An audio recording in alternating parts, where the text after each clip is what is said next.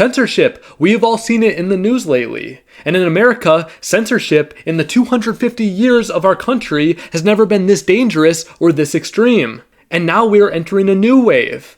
A new wave where hate speech is being legislated, where hate speech is being restricted. And you might ask, Drew, what is hate speech? Well, in short, hate speech is saying anything that the people in power don't agree with. And in a culture so deeply divided, so politically polarized, we are using political violence as means of censorship. We are using hate speech as an excuse to shut people up. And the latest and biggest example of censorship that everybody's talking about is Jimmy Kimmel. You know, not the guy who was shot in the neck and was censored by paying with his life. No, a late night TV host. And what happened to Jimmy Kimmel wasn't an infringement on the First Amendment. Getting suspended from your job after saying something insensitive, untrue, and plain out disgusting is not censorship. You see, what the First Amendment ensures, what freedom of speech ensures, is that you can say whatever you want and not be imprisoned for it. Nowhere in the First Amendment does it say that your employer is forced to pay you 6 figures to say exactly what you want. That's ridiculous.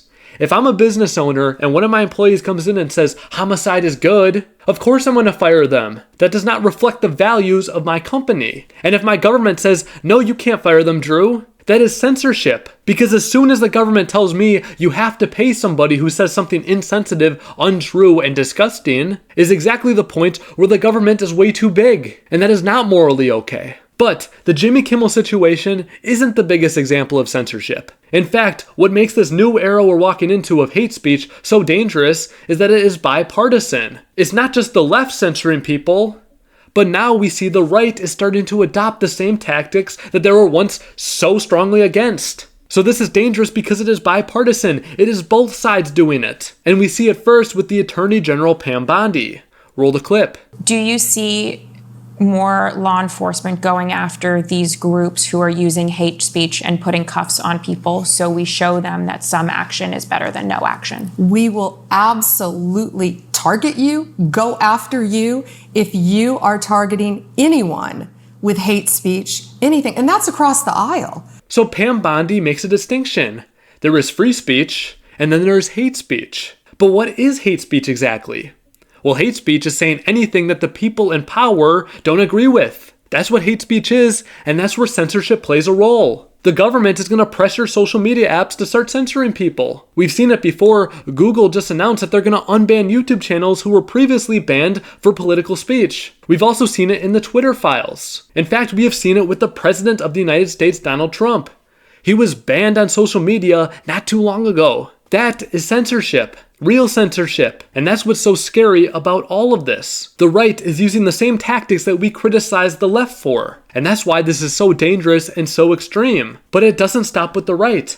The left was mad at Pam Bondi, and rightfully so. Hate speech does not exist. You can either have free speech or censorship, and hate speech is a code word for censorship. So completely understandable that the left was mad at Pam Bondi. Then what does Gavin Newsom do? Gavin Newsom, the governor of California, proposes his own bill that will attack hate speech. And again, what is hate speech?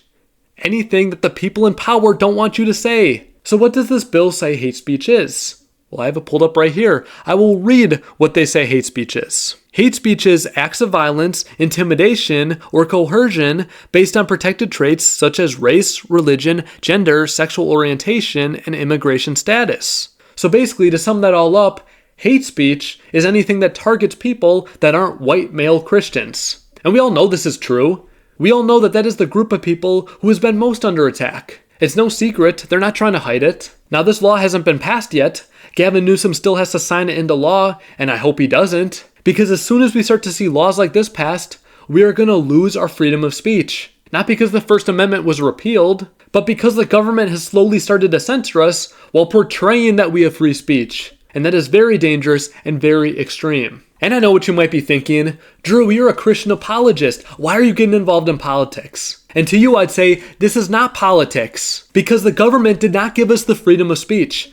That is a natural law given to us by God. So as soon as the government tries to take that away from us, as soon as they try to censor us, they are assuming the place of God. They are saying, we get to dictate what you can say. We get to dictate the natural law of this land. And that is evil. That is despicable. And that's why Christians need to fight against this. We cannot sit back and watch our natural laws be infringed upon.